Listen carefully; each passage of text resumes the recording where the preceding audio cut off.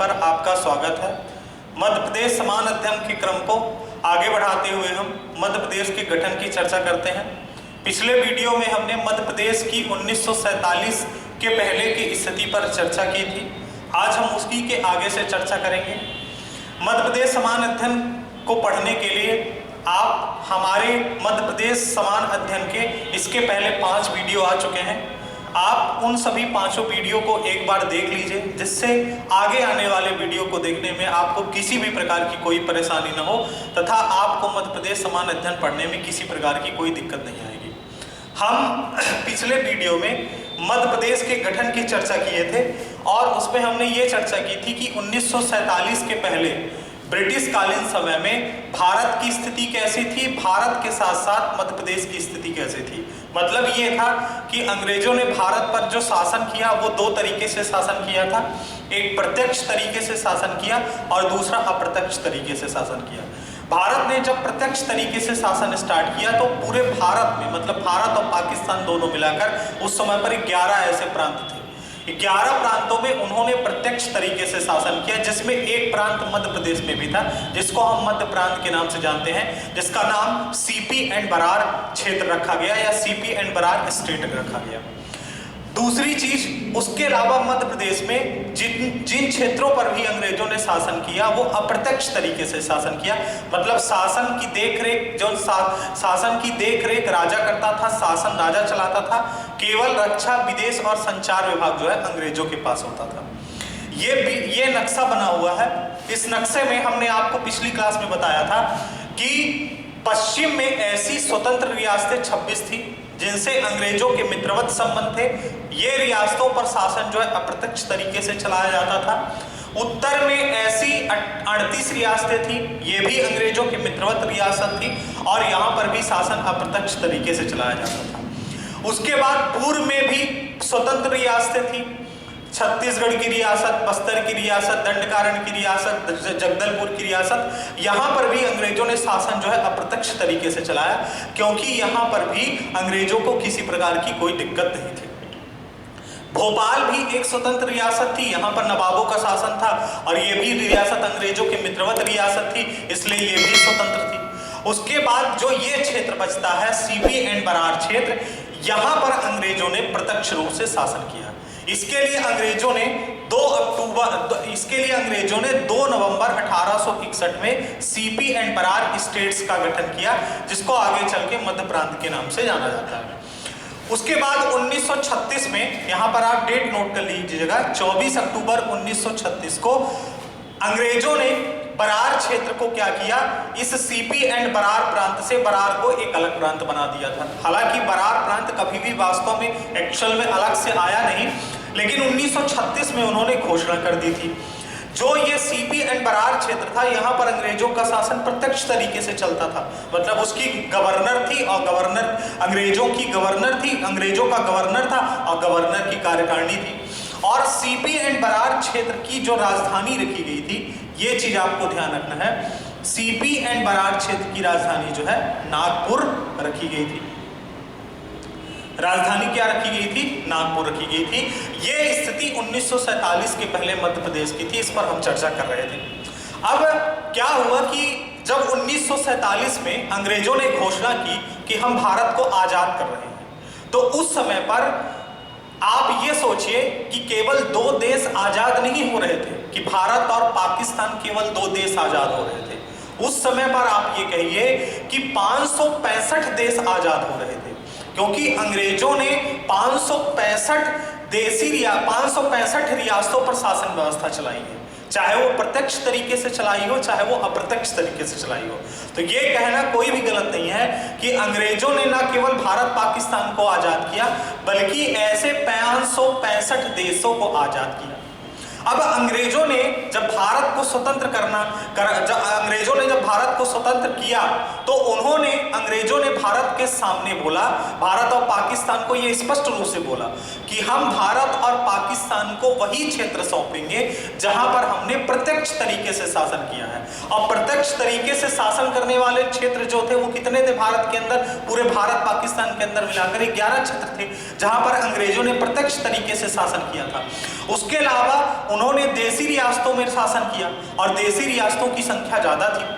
तो अंग्रेजों ने ये बोला कि हम भारत और पाकिस्तान को जो प्रत्यक्ष ब्रिटिश शासित क्षेत्र हैं वो तो हम सौंप देंगे 15 अगस्त 1947 को, लेकिन जो देसी रियासतें हैं उन देसी रियासतों में राजाओं को अधिकार है कि वो भारत के साथ जाएं या पाकिस्तान के जाएं या वो स्वतंत्र रहें। क्योंकि हमने जब यहाँ पर शासन करना स्टार्ट किया था तो ये रियासतें तो स्वतंत्र थी, यहाँ का शासन तो राजा ही चलाता था। तो इन रियासतों को ये अधिकार है कि वो भारत के साथ जाएं या पाकिस्तान के साथ जाएं या स्वतंत्र रहें। इसीलिए यहाँ पर एक नए कॉन्सेप्ट का जन्म होता है या एक नया कॉन्सेप्ट आता है देसी रियासतों का एकीकरण। अब देश आजाद हो रहा था 1947 की घटना, 1947 पर हम आ गए, देश एकदम आजाद होने की कगार पर था। अब ये एक नई समस्या आ गई कि ठीक है जो ब्रिटिश शासित क्षेत्र हैं वो भारत और पाकिस्तान को सौंप दिए जाएंगे, लेकिन जो रियासतें थी वो उनके पास अब उनको क्या है, वो भारत में शामिल होंगी कि नहीं होंगी, पाकिस्तान में शामिल होंगी कि नहीं होंगी, कि स्वतंत्र रहेंगी। अब पंडित नेहरू ये चाहते थे और भी कांग्रेस के नेता ये चाहते थे कि अंग्रेज ब्रिटिश शासित क्षेत्रों के साथ साथ देसी रियासतों का क्षेत्र भी उन्हें सौंप कर जाएं। तो यहां पर अंग्रेजों ने पहले ही स्पष्ट कर दिया था कि जो देसी रियासतों पर जहां पर शासन अंग्रेजों ने अप्रत्यक्ष तरीके से चलाया है वो उनके ऊपर डिपेंड करता है कि वो किसके साथ जाएंगे, भारत के साथ जाएंगे, पाकिस्तान के साथ जाएंगे कि स्वतंत्र रहना चाहेंगे। अब 15 अगस्त 1947 को देश आजाद होना था, इसलिए क्या था कि भारत पाकिस्तान दोनों देश ये चाहते थे कि ज्यादा से ज्यादा रियासतें भारत में आए और पाकिस्तान में यही चाहता था कि ज्यादा से ज्यादा रियासत पाकिस्तान में आए, जिससे दोनों देशों का एक मुकम्मल नक्शा तैयार। अब देसी रियासतों को एकीकृत करना एक कठिन चुनौती थी। इस कठिन चुनौती को निपटाने के लिए भारत की तरफ से यह जिम्मेदारी दी गई सरदार वल्लभ भाई पटेल को। तो अब हम इस वीडियो में यहीं से देसी रियासतों के एकीकरण पर चर्चा करेंगे, क्योंकि जैसे जैसे देसी रियासतें एकीकृत हो जाएंगी और पूरी रियासतें जब एकीकृत हो जाती हैं तो भारत संघ का गठन होता है और ऐसे 29 राज्यों का गठन किया जाता है या 29 स्टेट्स बनाए जाते हैं। हम इस वीडियो पे देसी रियासतों के एकीकरण की चर्चा करते हैं। देसी रियासतों का एकीकरण, हेडिंग डालेंगे आप, देसी रियासतों का एकीकरण। देसी रियासतों को यह छूट दी गई थी कि वो या तो भारत के साथ चली जाएं, या तो पाकिस्तान के साथ चली जाएं, या तो स्वतंत्र रहना चाहें, ये इनके ऊपर डिपेंड करता था। अब अगर खुद सोचिए कि अगर कोई भी राजा किसी देसी रियासत का राजा है, अगर वो भारत संघ में शामिल हो जाएगा तो उसका जो अधिकार है वो अधिकार छिन जाएगा और अपने क्षेत्र में अपने तरीके से शासन चला रहा है। तो कोई राजा क्यों चाहेगा कि हम भारत संघ में शामिल हो जाएं, हमारा अधिकार जो है पूरा चला जाएगा। इस बात की थोड़ा सा इस काम को करने के लिए देसी रियासतों को एकीकरण करने के लिए 1947 में ही 1947 में एक रियासत विभाग बनाया जाता है, रियासत विभाग या रियासत मंत्रालय कह लीजिए, और इसके अध्यक्ष बनाए जाते हैं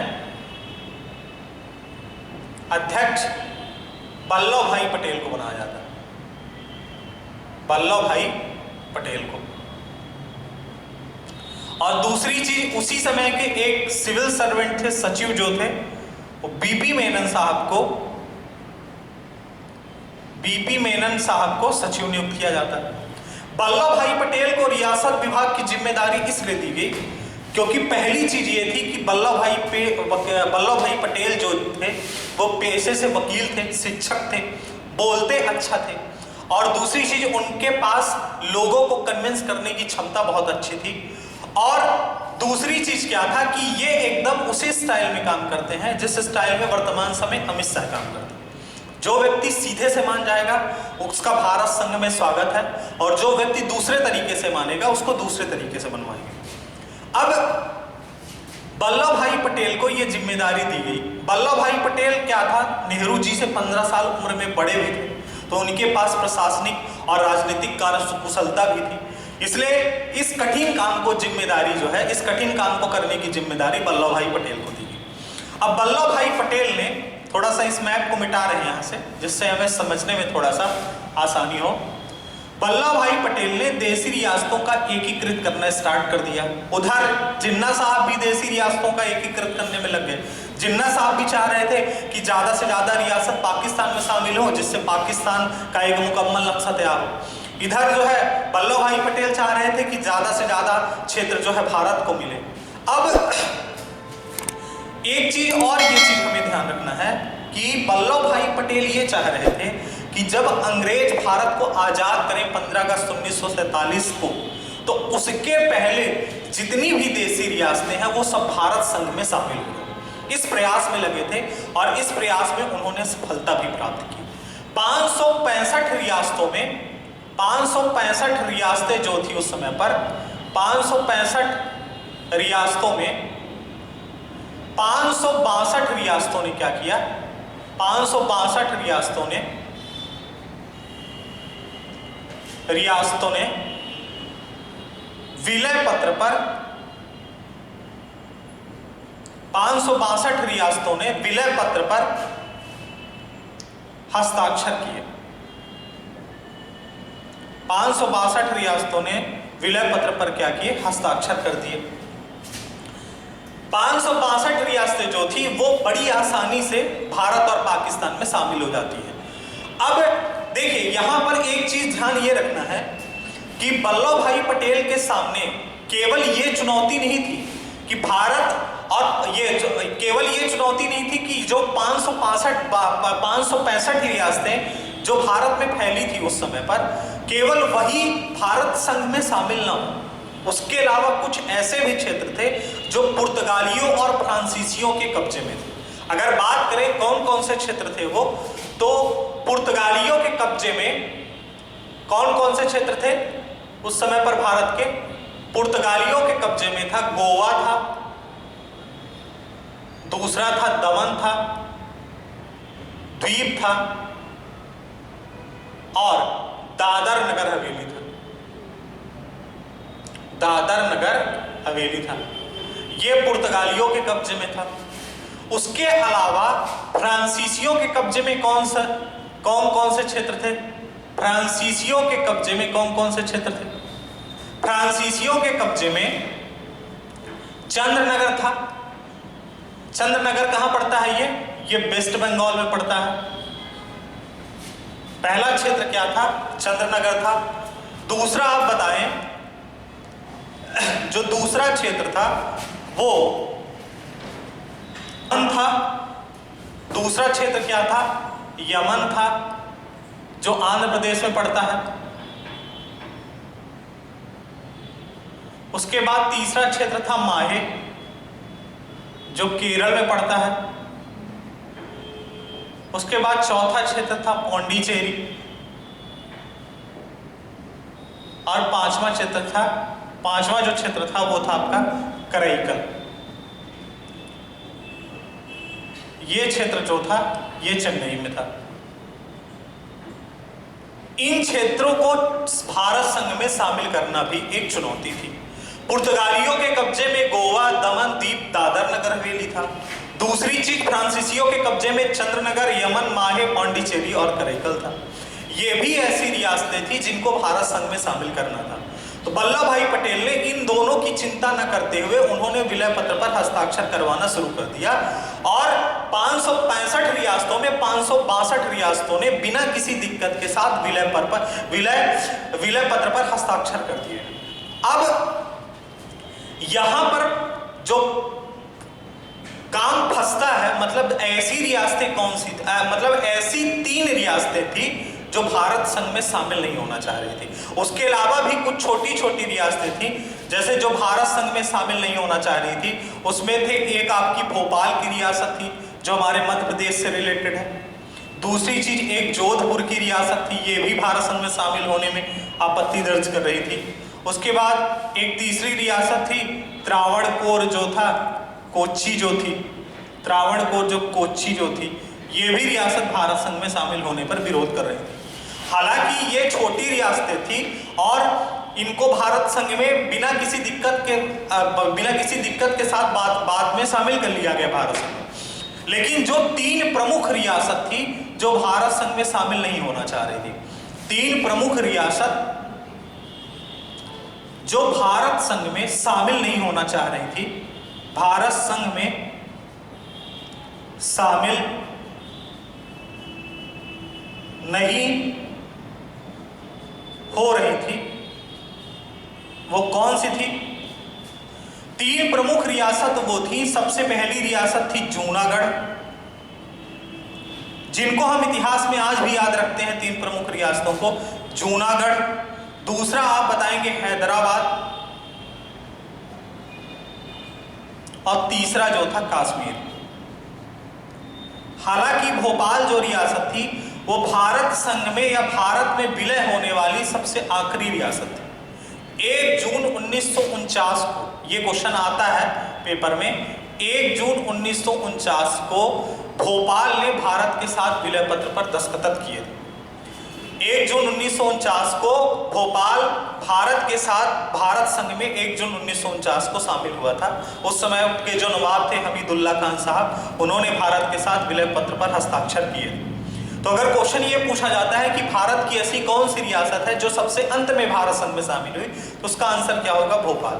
लेकिन जो तीन प्रमुख रियासतें थी जो भारत संघ में शामिल नहीं होना चाह रही थी, उसमें एक जूनागढ़ था, दूसरा हैदराबाद था, तीसरा कश्मीर था। हालांकि ये विषय पॉलिटी का है, लेकिन हम यहाँ पर चर्चा इसलिए कर रहे हैं जिससे हमें ये बात एकदम क्लियर रहे कि कौन सी रियासत ने आपत्ति दर्ज की भारत संघ में शामिल होने में, जिससे हमें मध्य प्रदेश के रिस्पेक्ट में उसको समझने में थोड़ा सा सहूलियत रहे। अब इन तीन रियासतों को शामिल करने की जिम्मेदारी जो थी वल्लभ भाई पटेल को थी। इसी बीच में क्या होता है कि 15 अगस्त 1947 को देश आजाद हो जाता है। इसी बीच में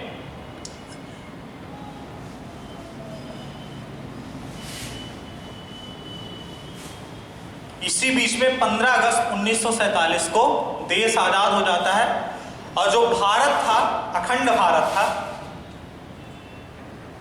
आप कहिए जो भारत था, भारत अभिराज्य, वो दो देशों में विभाजित हो जाता है। भारत अभिराज्य जो है दो देशों में विभाजित हो जाता है। ये घटना कब घटती है? 15 अगस्त 1947 को। ठीक है, भारत को जो आजादी मिली थी वो भारत शासन अधिनियम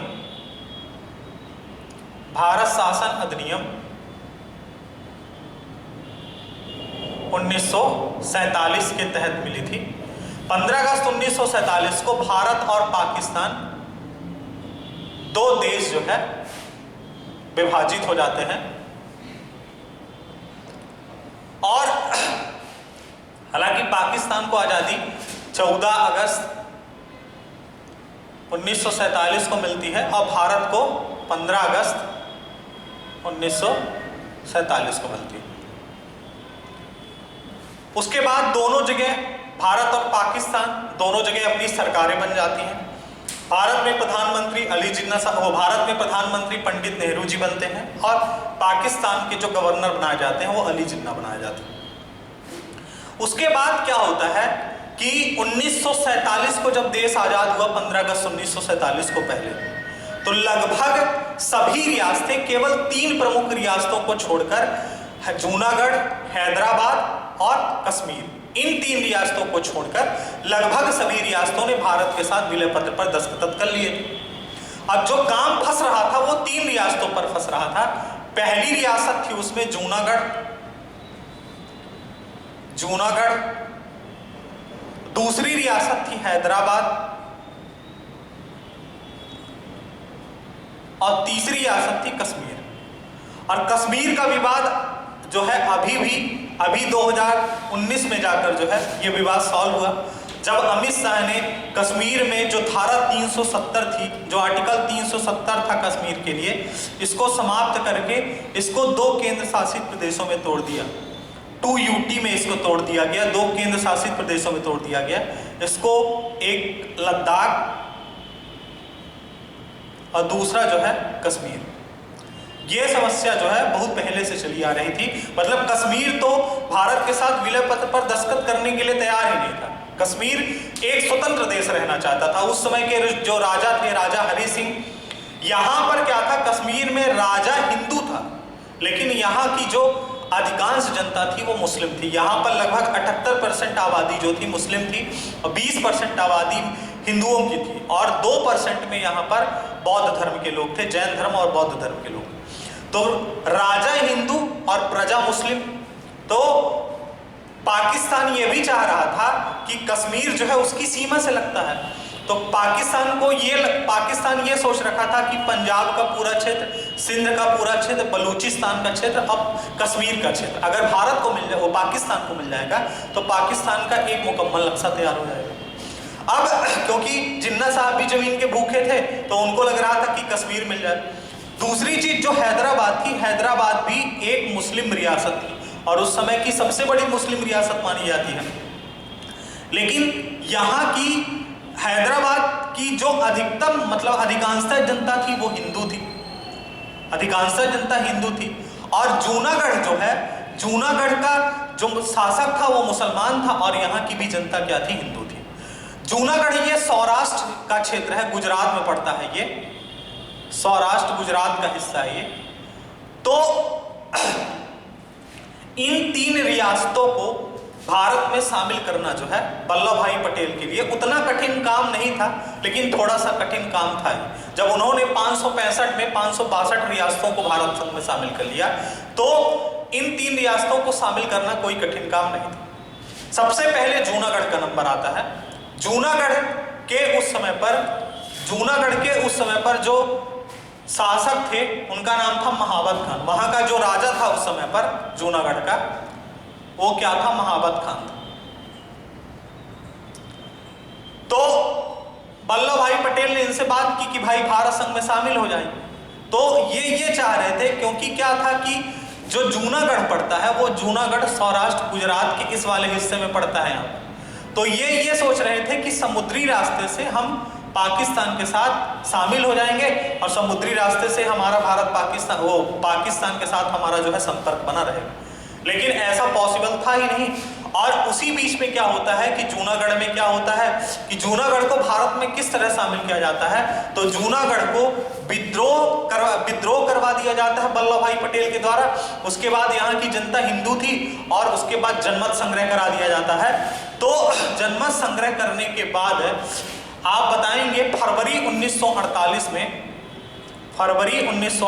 में इसने भारत के साथ विलय पत्र पर दस्तखत किए। उसके बाद हैदराबाद में क्या होता है कि हैदराबाद का शासक जो था वो क्या था, निजाम था। तो निजाम से भी बातचीत की गई वल्लभ भाई पटेल की। तो उसने बोला कि हमें 1 साल का समय चाहिए, 1 साल का समय दीजिए, उसके बाद जो है हम सोच विचार के बताएंगे कि भारत संघ में शामिल होना है कि नहीं शामिल होना है। तो वल्लभ भाई पटेल ने बोला ठीक है, आप 1 साल का समय ले लीजिए। उसके बाद आता है कश्मीर का नंबर। तो कश्मीर के राजा थे हरि सिंह। अब जब 1947 को देश आजाद होने वाला था, उसके पहले जो लॉर्ड माउंटबेटन थे वो कश्मीर दौरे पर गए थे। तो उन्होंने वहां के जो राजा थे हरि सिंह से बात की थी कि आपका क्या विचार है, आप भारत संघ में शामिल होना चाहेंगे कि पाकिस्तान में शामिल होना चाहेंगे। तो इन्होंने बोला कि हम ना तो भारत संघ में शामिल होना चाहते हैं ना तो पाकिस्तान में शामिल होना चाहते हैं, हम एक स्वतंत्र देश रहना चाहते हैं। तो लॉर्ड माउंटबेटन ने बोला था कि ऐसा चल नहीं पाएगा, लेकिन अगर आप पाकिस्तान में चले जाएंगे तो भारत को कोई दिक्कत नहीं है, लेकिन हो सकता है कि अगर भारत में शामिल हो तो पाकिस्तान आपको दिक्कत करेगा। उसके बीच क्या होता है, देश आजाद हो जाता है और आजाद होने के बाद कश्मीर में क्या होता है कि कश्मीर पाकिस्तान की जो आर्मी थी वो कबाइलियों के भेष में यहाँ पर आक्रमण कर देती है। और आक्रमण करने के बाद राजा हरि सिंह परेशान हो जाते हैं और मजबूरन होकर अंत में ये भारत के साथ विलय पत्र पर दस्तखत करते हैं। उसके बाद भारत की सेनाएं भेजी जाती हैं और कश्मीर का आज भी 30% हिस्सा पाकिस्तान के कब्जे में चला गया, जिसको हम POK या पाक ऑक्यूपाइड कश्मीर के नाम से जानते हैं। 70% हिस्सा जो है वो भारत के कब्जे में अभी और 30% हिस्सा जो है आपका पाकिस्तान के कब्जे में चला गया। जो कश्मीर ने 26 अक्टूबर 1947 को, ये डेट याद रखना हमें, 26 अक्टूबर 1947 को भारत के साथ विलय पत्र पर दस्तखत किए। उसके बाद हैदराबाद भी अंततः मान जाता है और हैदराबाद जो है नवंबर 1949 को भारत के साथ विलय पत्र पर दस्तखत कर लेता है। इस प्रकार हैदराबाद, जूनागढ़ और कश्मीर ये तीनों क्षेत्र भी क्या है, भारत संघ में शामिल हो जाते हैं। इस प्रकार देशी रियासतों का एकीकरण किया गया और वल्लभ भाई पटेल के लिए एक बहुत चुनौतीपूर्ण काम था। उसके बाद क्या था कि जब देशी रियासतों का एकीकृत कर लिया गया, उसके बाद भारत के अलग अलग क्षेत्रों से राज्यों के गठन की मांग उठने लगी। उसके बाद भारत के अलग अलग क्षेत्रों से राज्यों के गठन की मांग उठने लगी। देखिए, मध्य प्रदेश में केवल एक ही ऐसी रियासत थी, भोपाल, जो क्या है, मुस्लिम रियासत थी और दूसरा जो है नवाबों के कब्जे में थी। यहाँ के जो उस समय पर अंतिम जो नवाब थे, उस समय पर अंतिम नवाब वो कौन थे? हमीदुल्ला खान साहब थे, हमीदुल्ला खान। इन्होंने भी थोड़ा सा नौटंकी की भारत में शामिल होने के लिए। इन्होंने बोला कि हम भारत में शामिल नहीं होना चाहते हैं, और इनका क्योंकि मुस्लिम रियासत थी तो मन तो यही था कि पाकिस्तान में शामिल हो जाए, लेकिन अब भारत के बीच में सेंटर में एकदम स्थित है तो पाकिस्तान से तो आवागमन कर नहीं सकते हैं, क्योंकि अगर भोपाल से पाकिस्तान जाना है तो जाना तो भारत के किसी न किसी हिस्से को ही टच करने, क्योंकि बीच में है तो हम भारत से ही गुजरते हुए जाएंगे, और ऐसा पॉसिबल भी नहीं है कि किसी एक देश के बीच में दूसरे देश की सीमा रहे। इसलिए इनको भोपाल को शामिल करना वल्लभ भाई पटेल के लिए एक भी चुनौतीपूर्ण काम नहीं। उसके बाद इन्होंने यहाँ पर सेना भेजी, विदिशा तक सेनाएं पहुंच गई थी। उसके बाद नवाब साहब ने ऑटोमेटिक जो है भारत के साथ विलय पत्र पर दस्तखत कर लिए थे। हालांकि इन्होंने कुछ मांग की थी। मांग ये की थी कि भोपाल को मध्य प्रदेश की राजधानी बनाया जाए, जिससे क्या है कि उन्होंने भारत पर जब विलय पत्र पर दस्तखत किए थे तो इनकी जो प्रमुख मांग थी कि मध्य प्रदेश को भोपाल की राजधानी बनाया जाए, और मध्य प्रदेश को राजधानी बनाने के लिए इन्होंने अपनी जो सरकारी कोठियां थी, जो बंगले थे, वो सब देने के लिए कहा था। तो भोपाल जो है, आप डेट याद रखिएगा, 1 जून 1949 को विलय पत्र पर दस्तखत किए थे। भारत के विलय पत्र पर दस्तखत किए थे। उसके बाद 1948-49 में राज्यों के गठन की मांग उठने लगी। भारत के विभिन्न क्षेत्रों से राज्यों के गठन की मांग उठने लगी कि हमें राज्य बना दो, और भाषा के आधार पर राज्यों के गठन की मांग उठने लगी। और इसी बीच हम अपना संविधान बनाने में भी लगे थे कि हम जल्दी से जल्दी अपना संविधान बना लें, जिससे क्या है, हम अपने देश का शासन और प्रशासन संविधान के अनुरूप चला पाए। अगली क्लास में हम मध्य प्रदेश, चूंकि हम अभी यहां पर देख रहे हैं कि 1947 के बाद जो है राज्यों के गठन की मांग उठने लगी है, तो संविधान सभा ने क्या किया कि 1950 में उन्होंने क्या किया, भारत में राज्यों का वर्गीकरण किया। उन्होंने भारत के सभी, मतलब जो आपकी कह लीजिए कि 562 रियासतें थी, उन सब रियासतों को उन्होंने क्या किया कि 29 राज्यों में बांट दिया गया, जिसको A, B, C और D कैटेगरी में रखा गया। राज्यों का जो वर्गीकरण किया गया था संविधान सभा द्वारा, वो state A, state B, state सी और स्टेट डी में रखा गया। स्टेट ए में क्या किया गया था कि बड़ी बड़ी रियासतों को मिलाकर राज्यों का गठन किया गया था। स्टेट बी में जो मध्यम साइज की रियासतें थी उनको मिलाकर गठन किया गया था, और स्टेट सी में क्या किया गया था, जो छोटी छोटी रियासतें थी उनको रखा गया था। और स्टेट डी में जो केंद्र शासित प्रदेश मतलब थे, जैसे अंडमान निकोबार द्वीप समूह और कुछ ऐसे क्षेत्र जो भारत ने दूसरे देशों से अर्जित किए थे, उनको उस क्षेत्र में रखना था। इस तरह से 4 कैटेगरी बांटी जाती है। इसकी चर्चा जो है अगले वीडियो में करेंगे। जय हिंद।